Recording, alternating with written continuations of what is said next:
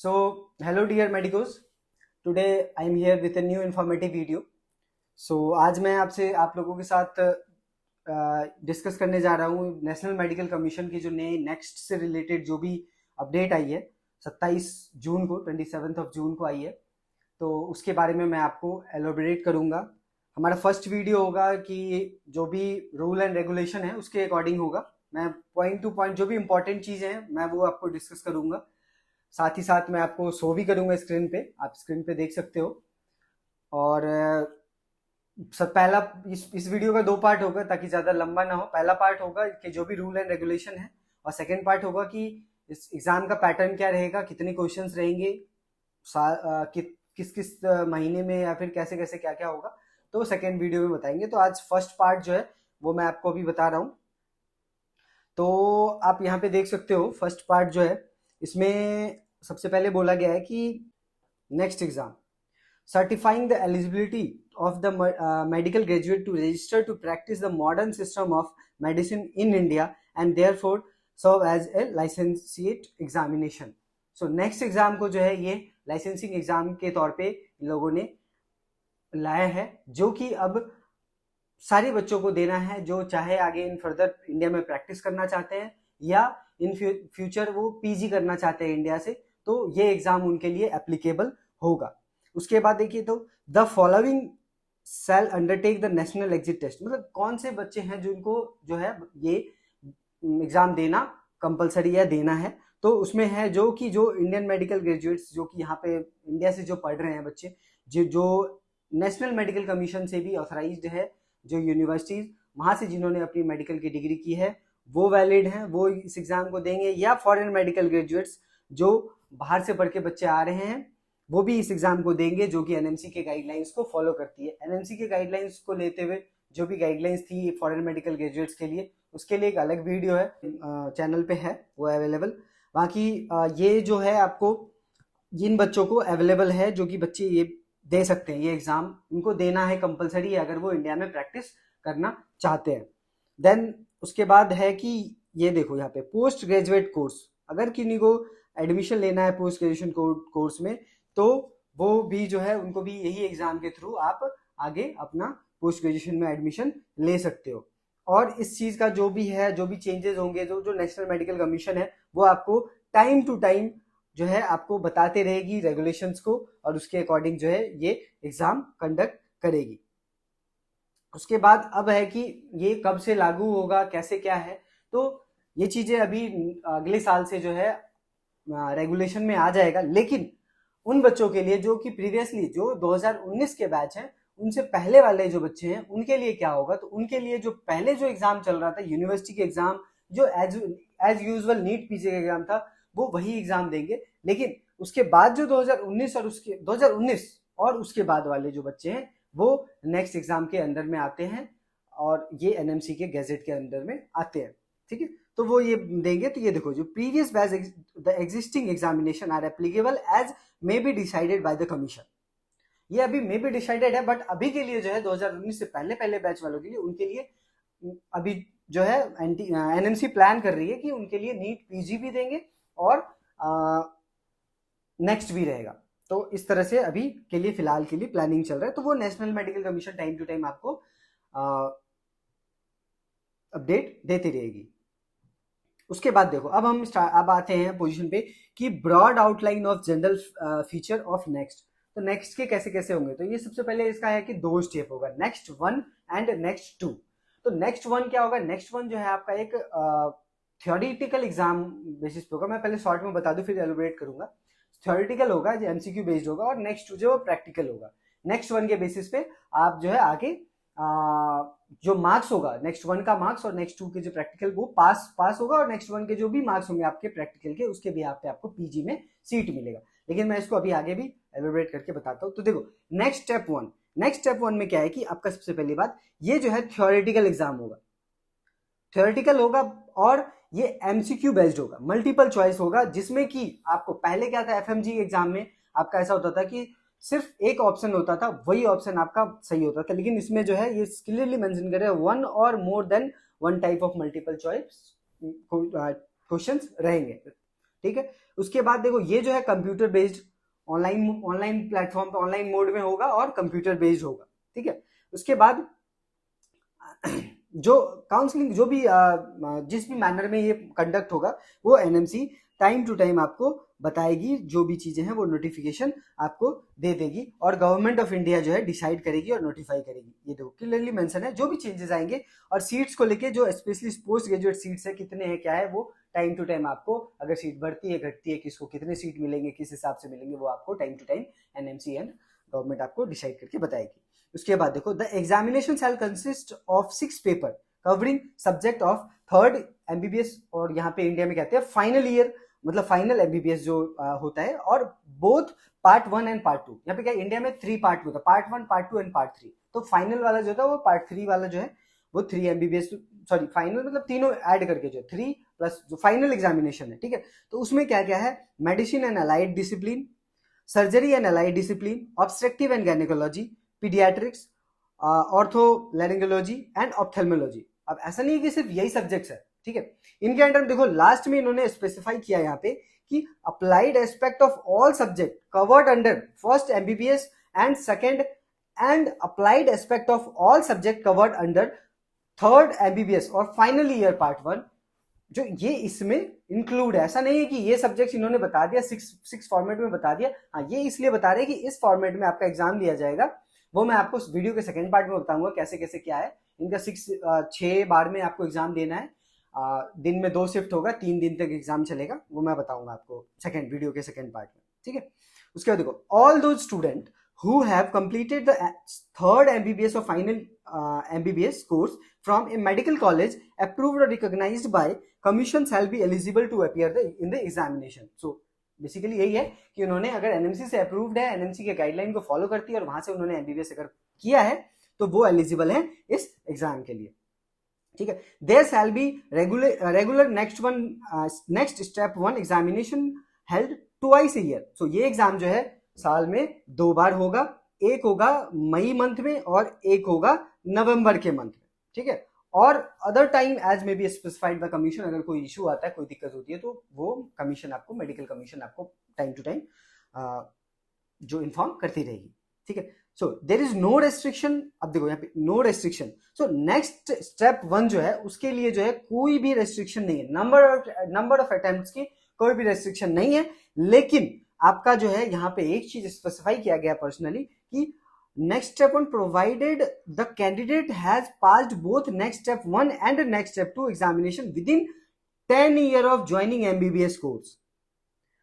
इसका मतलब अगर आप जैसे इस साल कर रहे हो 2023 में, आप अगर एमबीबीएस ज्वाइन कर रहे हो, एमबीबीएस कोर्स ज्वाइन कर रहे हो, चाहे आप इंडिया से कर रहे हो अब्रॉड से कर रहे हो, तो आपका जो अभी से 2023 से तो 2033 तक में 2033 तक में आपका जो है completely next step 1 and step 2 complete हो जाना चाहिए आपका। ये आपको एक ड्यूरेशन फिक्स कर दिया गया, लेकिन नंबर ऑफ अटेम्प्ट आपका फिक्स नहीं किया गया। There is no restriction to the number of attempt, ये चीज आगे आपको लिखा गया है। उसके बाद देखो एंड उसके बाद यहाँ देखो स्कोर, जो भी आपका नेक्स्ट स्टेप 1 में जो भी आपका स्कोर आएगा प्रोवाइडेड होगा वो इंप्रूवमेंट के लिए जो है कंप्लीशन ऑफ नेक्स्ट 2 के बाद ही।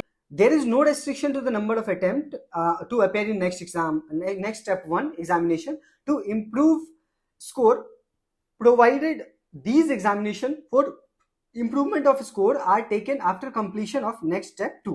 तो ये चीज है कि आपका जो है पहले नेक्स्ट स्टेप 1 दोगे, आपका जो भी स्कोर है आप उसको पहले करके आप इंटर्नशिप करोगे, इंटर्नशिप करने के बाद नेक्स्ट 2 दोगे, जो कि प्रैक्टिकल एग्जाम है। उसके बाद आप चाहो तो आप नेक्स्ट स्टेप 1 का जो भी आपका आप अगर इंप्रूव करना चाहो नीट पीजी के सीट के लिए, तो आपके पास नो मतलब कोई भी रेस्ट्रिक्शन नहीं है अटेम्प्ट्स के लिए, आप कर सकते हो आगे। लेकिन ये है कि आपको पहले नेक्स्ट स्टेप 2 करना है, नेक्स्ट स्टेप 2 करने के बाद जो है फिर आप इंप्रूवमेंट दे सकते हो नेक्स्ट 1 का, है ना। फिर देखो तो यही चीज यहाँ पे लिखा हुआ, there is no restriction to the number of attempt. Next one, ठीक, improve score provided these examination for improvement of score are taken after completion of next step 2। Candidate is not entitled to appear in next step 1 for improvement of score till completion of next 2, जो चीज मैंने अभी बताया आपको, ठीक है। फिर देखो the next step 1 shall replace the conventional university exam, theoretical exam, जो भी अभी थर्ड ईयर एमबीबीएस स्टूडेंट जो थर्ड मतलब कि जो फाइनल ईयर एमबीबीएस एग्जाम जो होता है उसको जो है, जो इंडिया में होता है उसको जो है ये रिमूव मतलब कि रिप्लेस कर देगी, जो नेक्स्ट स्टेप 1 होगा। तो फाइनल ईयर एग्जाम जो यूनिवर्सिटी की एग्जाम होती थी वो नहीं होके ये होगी, ठीक है। और उसके बाद जो है ये चीजें जो, और clinical examination shall continue to be held conventionally unless otherwise notified by the commission. तो वो जो है कमीशन आपको जो टाइम टू टाइम वो अभी आपको इन्फॉर्म कर देगी। अभी कुछ कुछ चीजें हैं जो भी अभी क्लियरली हर चीजें नहीं बताएगी, लेकिन अप्रोक्सीमेटली हर चीज बता दी गई है आउटलाइन की कैसे क्या होने वाला है आगे, ठीक है।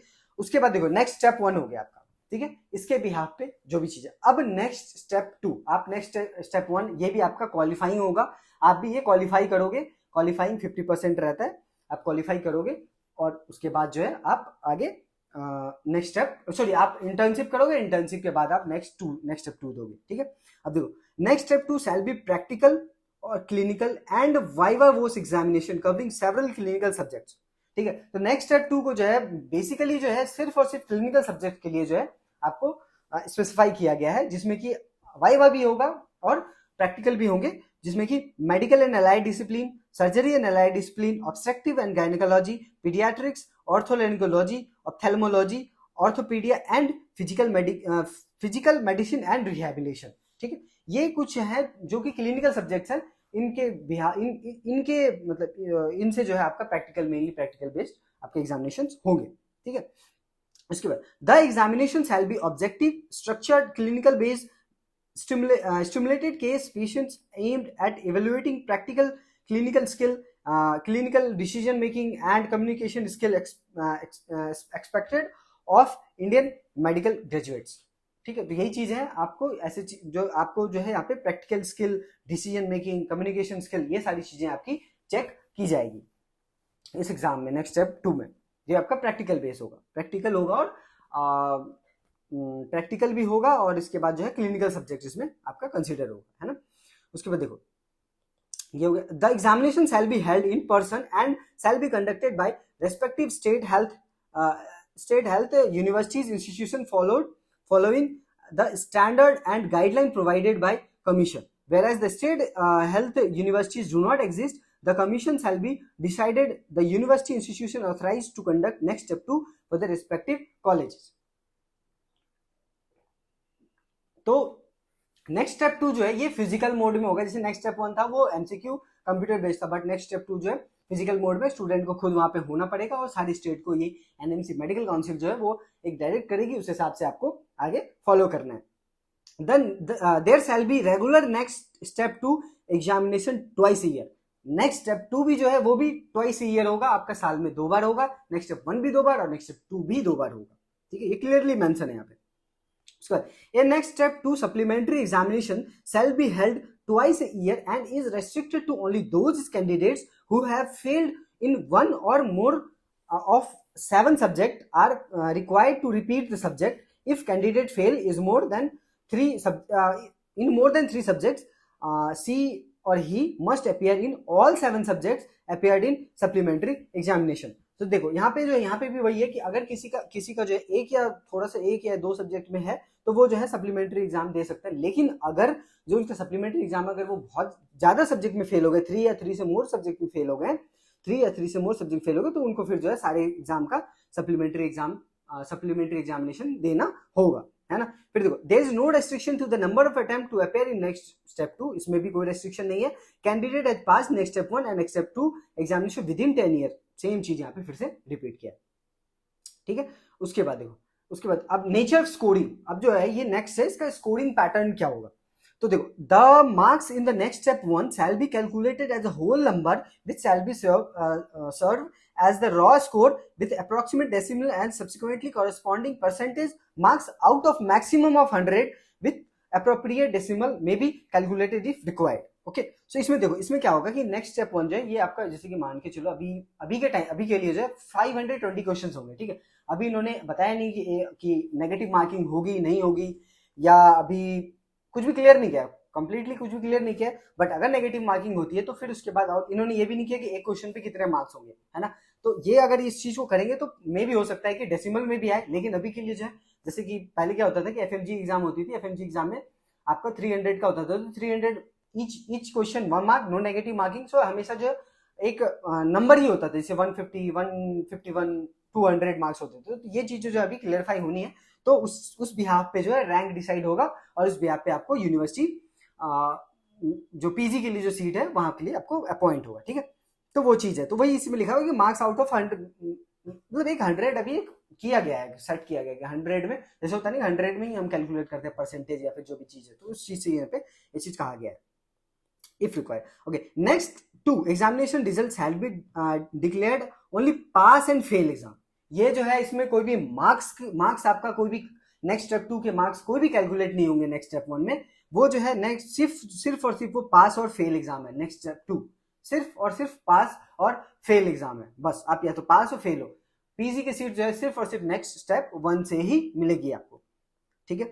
उसके मिनिमम स्कोर टू पास, तो सेम एज इट इज इन्होंने सेम पैटर्न रखा है। मिनिमम स्कोर भी जो है ये कहीं से भी next step 1 next step 2 competitive exam नहीं है, सो इन्होंने एफएमजी के जैसे ही रखा है कि 50% आप लाओ और आप जो है पास हो गए। तो ये देखो सेल भी 50%, 50 आउट ऑफ 100 और half of the maximum possible raw score. अभी तक जो है कुछ मैक्सिमम मार्क्स क्या होंगे ये तो नहीं पता, बट 520 क्वेश्चन है, तो जो भी होगा मैक्सिमम मार्क्स उसके जो है हाफ लाने, मतलब कि 50%। आप कंफ्यूज मत होना 50% और परसेंटाइल में।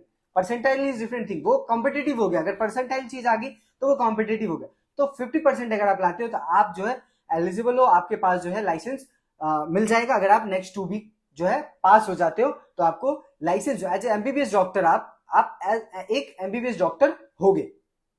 अगर आप नेक्स्ट स्टेप 1 50% आप अगर ले आते हो तो, या जो भी मार्क्स है उसका 50% हाफ मार्क्स ले आते हो। जैसे कि अगर पहले 300 मार्क्स थे तो 150 लाते थे तो बच्चे पास हो जाते थे, वो एलिजिबल होते थे इंटर्नशिप के लिए। सेम एज इट इज यही रहेगा, ठीक है। यहाँ पे देखो कुछ एग्जांपल भी दिया गया है, जैसे कि अभी एक और चीज है कि कैलकुलेशन के लिए जो है यहाँ पे नेक्स्ट स्टेप 1 के लिए कुछ चीजें बताई, जैसे कि a candidate A has scored minimum passing marks in 2 subject and failed in 4 subject, he or she can appear in next exam cycle next step 1 if he or she has scored the minimum passing marks in 4 subject, then he or she will be considered to have fulfilled the above criteria, ठीक है। तो इसमें यह है कि अगर वो जो है जैसे कि 2 सब्जेक्ट में पास है लेकिन बाकी के 4 सब्जेक्ट में जो है उनका मिनिमम टू मिनिमम मार्क्स है, तो उस चीज को जो है फॉलो करते हैं। लेकिन अगर कोई बच्चा है जो सेकंड केस, अब यहाँ पे देखो एक थोड़ा सा कंफ्यूजिंग है यहाँ पे point, for calculation of above candidate score across next step 1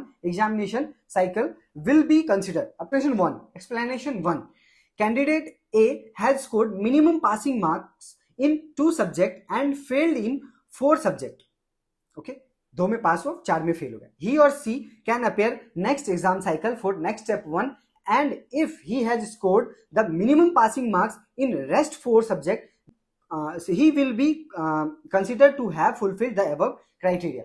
मतलब ऐसा है कि ये भी थोड़ा सा कंफ्यूजिंग है, लेकिन ऐसा है कि आप दो एग्जाम में आप पास हो गए तो बाकी के जो 4 एग्जाम अगर फेल है तो आप नेक्स्ट जो फिर से आपका जो होगा साइकिल, फिर आप जो है वो चार सब्जेक्ट में आप पास हो जाओ और पास होने के बाद जो है आप जो है अबव क्राइटेरिया को आप फुलफिल करते हो, ठीक है। उसके बाद एग्जाम्पल 2 है Candidate A has scored minimum passing marks in 2 subject and failed in 4 subject, ठीक है, 2 में हो गया 4 subject में fail है। He or she can appear in next exam cycle next step 1 and if he or she has scored the minimum passing marks in 2 subject and then she or he can appear in next exam cycle। So देखो इनका basically ये कहना है कि आप अगर जैसे कि कोई भी सब्जेक्ट में फेल हो गए, ठीक है, तो आप क्या करते हो नेक्स्ट साइकिल में आप जो है उसको आप जिस जिस सब्जेक्ट में फेल हुए उनमें आप जो है वापस से पास हो जाओ और पास होके वो उस हिसाब से आपका क्राइटेरिया वो लोग आपको उस हिसाब से स्कोरिंग करेंगे और आप उसको वहां से आपका नेक्स्ट स्टेप 1 जो है ऐसे करके आप क्लियर कर सकते हो। तो ये चीज है, देखो 2 सब्जेक्ट आप अगर जैसे कि पहले 2 में फेल हुए फिर 2 में आपने पास हो गए फिर बाकी के 2 में आपने क्लियर कर लिया, ऐसे करके आप क्लियर कर सकते हो। जैसे कि इंडिया में भी फाइनल ईयर एग्जामिनेशन में होता था सेम एज इट इज, तो थोड़ा सा कहीं ना कहीं लिबर्टी दिया गया, ठीक है। उसके calculation of next step 1 score for determining merit for the purpose of admission to post graduate course in broad specialist, ठीक, ओके। अब यहाँ पे बात करते हैं कि नेक्स्ट स्टेप 1 का जो है वो पीजी से रिलेटेड जो है अब कैसे है वो बताएंगे यहाँ पे। So, देखो for the purpose of determining merit for the admission to broad specialist PG जो है इसके जो है यहाँ पे sum of raw score obtained in each paper of next step 1 देखो ओनली 2 से नहीं है, 2 सिर्फ और पास एंड फेल है। आपको नीट पीजी में सीट मिलेगी नेक्स्ट स्टेप 1 पे, और आपको अगर नेक्स्ट स्टेप 1 में आपने जो भी स्कोर किया आप नेक्स्ट स्टेप 2 क्लियर करो, और उसके बाद आप अपना नेक्स्ट स्टेप 1 वापस से दे सकते हो, और उसमें आप स्कोर इंप्रूव करके आप अपना पीजी का सीट सिक्योर कर सकते हो। फिर उसके बाद अब देखो जो नेक्स्ट स्टेप 1 है उसकी जो है, नेक्स्ट स्टेप 1 है उसकी जो मार्क्स है, स्कोर है, वो वैलिड होगी। आपकी जो भी मार्क्स है, जैसे कि अभी अब्रॉड में अगर आप एडमिशन लेते हो तो उसमें आपका क्या रहता है कि 3 साल पास 3 ईयर का आपका रिजल्ट वैलिड होता है ना। उसी तरह इसमें क्या है कि नेक्स्ट स्टेप 1 का आपका मार्क्स जो है नेक्स्ट 5 ईयर के लिए आपका वैलिड होगा, नेक्स्ट 5 ईयर के लिए वैलिड होगा। However, if candidate is appeared in next exam cycle of next term, then previous step 1 score would be invalid। लेकिन अगर आप जो है अपने नेक्स्ट स्टेप 1 किया, फिर आपने एक इम्प्रूवमेंट के लिए अलग से एक एग्जाम दिया, और अगर आप उसमें फेल करते हो तो आपकी प्रीवियस जो नेक्स्ट की जो मार्क्स होंगी वो इनवैलिड हो जाएगी। मतलब आपके करंट ईयर वाले जो नेक्स्ट के जो स्कोर होंगे, नेक्स्ट स्टेप 1 की जो स्कोर होंगे उसको कंसीडर किया जाएगा, और उसके बिहाफ पे आपको पोस्ट ग्रेजुएशन के कॉलेज में मिलेगा। मतलब वो ये है कि only last attempt of next step 1 score would be considered for determination of the rank. तो आपका जो भी लास्ट होगा, आप चाहे तो 2 साल पहले क्यों ना दिया होगा, लेकिन उसी के हिसाब से आपको जो है रैंक मिलेगी पीजी के लिए। To determine rank of admission into the post graduate course in broad specialist in an academic year, the candidate need to apply generation of rank in a manner as prescribed by the commission time to the time। वही है, time to time वो जैसा भी बोलेंगे वैसा आपको जो है करना है, और आप अप्लाई कर सकते हो अपने रैंक के लिए। आपका जो भी मार्क्स है, अगर आपको लगता है कि इस बार मेरे मार्क्स बहुत अच्छे आ गए हैं लेकिन अगली बार आपको नहीं है ऐसा मतलब कॉन्फिडेंस, तो आप अपना इंप्रूवमेंट मत दो, उसी को जो है उसी मार्क्स के बिहाफ पे आप नेक्स्ट काउंसलिंग के लिए, नीट पीजी के लिए, रैंक के लिए आप अप्लाई कर सकते हो सेम मार्क्स पे, और आपको मिल सकता है। फिर देखो जो भी अच्छा डिपार्टमेंट मिल सकता है। Tie breaker rule for generation of rank. अब देखो जनरेशन ऑफ रैंक के लिए, तो अब देखो the normalize sum of raw score obtained in each paper और subject in single next step 1 examination, method of normalization of sum of raw score for across next step 1 examination cycle will be notified as when necessary by the commission. तो ये जो है each paper का जो है, अगर इनको जैसे कि अगर 2 बच्चों का मार्क्स सेम हो गया तो ये फिर जो है कंपेयर करेंगे कि किस सब्जेक्ट में किनको कितने अच्छे स्कोर है, उसके बेसिस पे कमीशन, नेशनल मेडिकल कमीशन जो है उसको कंपेयर कर सकती है आपके मार्क्स को। Candidate with lower attempt of next step 1 will be given higher rank. सबसे पहली बात तो ये है कि आपका ईच पेपर में क्या मार्क्स है उस पर आपको कंपेयर करेंगे। जब ये कब है कि जब आप, जैसे कि मैं और मान लीजिए मेरा कोई दोस्त है, दोनों के मार्क्स सेम हो गए, तो फिर कैसे क्या करेंगे, उसको कैसे कंपेयर करेंगे, किसकी रैंक ज्यादा है किसकी कम है। एक तो ये हो गया कि नंबर ऑफ मार्क्स किसके सबसे ज्यादा किस सब्जेक्ट में है उस पर कंपेयर करेंगे। दूसरा, जिन्होंने सबसे कम अटेम्प्ट अभी तक दिया है उसको कंसिडर करेंगे। उसके बाद candidate with higher mark in the following order. अब देखो इन्होंने क्या किया है कि जो मार्क्स के जो है एक सब्जेक्ट की भी प्रायोरिटी दे दी है। जैसे कि आप नीट का एग्जाम देते होंगे तो उसमें सब्जेक्ट की प्रायोरिटी बायोलॉजी, केमिस्ट्री, फिजिक्स ऐसे करके देते हैं। उसी तरह जो है यहाँ पे इन्होंने क्या किया है, सबसे ज्यादा इंपॉर्टेंस मेडिसिन को दिया है, मेडिसिन एंड एलाइड डिसिप्लिन को दिया है, फिर उसके बाद सर्जरी एंड एलाइड डिसिप्लिन को दिया है, फिर ऑब्स्ट्रक्टिव को दिया है, फिर पीडिया, फिर ऑर्थो, फिर ऑप्थोमोलॉजी, ऐसे करके दिया है इन्होंने। पहले क्या है कि ये इंडियन मेडिकल ग्रेजुएट्स के लिए, बाद में फॉरेन मेडिकल ग्रेजुएट्स के लिए। तो इंडियन मेडिकल ग्रेजुएट्स के लिए जो है इंटर्नशिप रेगुलेशन 2021 को फॉलो करना चाहिए, जिसमें ये है कि नेक्स्ट स्टेप 1 के जो टोटल 6 थ्योरी पेपर है वो कंप्लीटली आप सब सारे पेपर में आप पास हो, और उसके बाद आपका जो है पास इन थर्ड और एमबीबीएस फाइनल ईयर प्रैक्टिकल और क्लिनिकल एग्जामिनेशन उसमें आप पास हो, तो आप जो है एलिजिबल हो इंटर्नशिप के लिए, और आप एलिजिबल हो। ठीक है, उसके बाद eligibility of foreign medical graduates for provisional registration. अब जो है जो फॉरेन मेडिकल ग्रेजुएशन उनके लिए क्या एलिजिबिलिटी है, ठीक है, तो उनका जो है उनका भी यही है कि उनके लिए अभी सिर्फ एक ही चीज है, वो है कि आपका थ्योरेटिकल एग्जामिनेशन में जो है ईच 6 थ्योरेटिकल एग्जाम में आप पास हो, और बाकी जो है जो क्लिनिकल एग्जामिनेशन, प्रैक्टिकल एग्जामिनेशन जो है वो ऑलरेडी फॉरेन मेडिकल ग्रेजुएट्स को वहाँ की यूनिवर्सिटी प्रोवाइड कर रही है, तो उन्हें कोई एक्स्ट्रा वो क्राइटेरिया की जरूरत नहीं है। अब देखो, अब eligibility for grant of licence to practise modern system of medicine in India and eligible to be registered in the National Medical Register State Council. Eligibility for a grant license to practice a modern system of medicine in India and eligible to register in the medical National Medical Register state और जहाँ पे भी है वहाँ पे आपका registration होता है। तो जो भी आपका है, तो देखो उसमें क्या है, फॉलोइंग कुछ चीजें हैं जो कि आपको कंसिडर रखनी है। जैसे has completed the appropriate duration of internship, ठीक है, इंटर्नशिप उनका पूरा कंप्लीट होना चाहिए। उसके बाद applicable to fulfil requirement provided by, जो भी अभी मैंने पहले रिक्वायरमेंट्स बताई वो सारी फुलफिल होनी चाहिए, ठीक है।